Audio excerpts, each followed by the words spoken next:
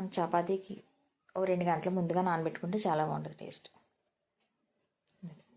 చపాతీ చేసేటప్పుడు మనం మధ్యలో ఆయిల్ రాసుకుని అప్పుడు ఫోల్డ్ చేసుకుంటే 4 పలకలుగా తిన్నందుకు బాగుంటుంది, చూడడానికి కూడా బాగుంటుంది. మన హోటల్లో చపాతీల కంటే చాలా బాగుంటాయి ఇలా చేస్తే. మీరు కూడా ఇలా ట్రై చేయండి ఫ్రెండ్స్.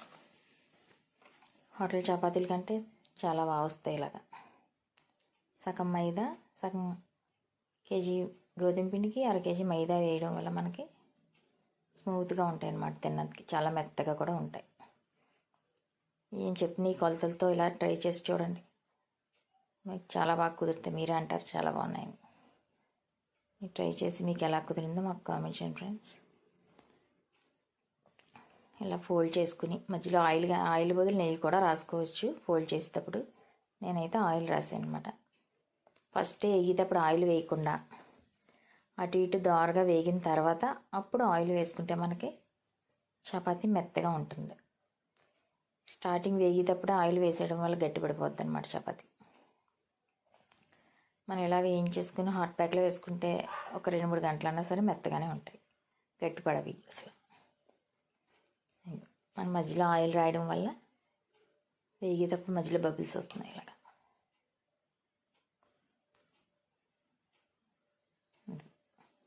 ఇటు పక్క వేగింది కొంచెం, అటు సైడ్ కూడా వేగుతుంది.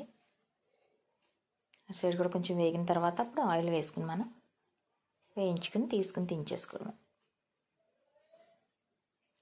మనం వండుకున్న ఈ కాబోలి శనగల కూరతో ఈ చపాతీతో సర్వ్ చేసుకుంటే ఎంతో టేస్టీగా రుచిగా ఉండే చపాతీ రెడీ అయిపోతుంది. మీరు కూడా ఈ కాంబినేషన్లో ట్రై చేయండి ఫ్రెండ్స్. వేగిపోయింది అటు ఇటుని. ఇప్పుడు ఆయిల్ వేసుకుని రెండు వైపులా కూడా అనుకునేలాగా అటు ఇటు తిరిగేసుకోవాలన్నమాట.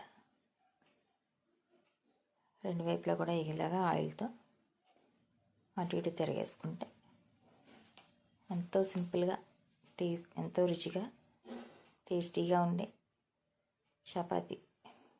చాలామంది డైలీ తింటారు కనుక ఇలా ట్రై చేస్తే మీకు కొద్ది తినాలనిపిస్తుంది.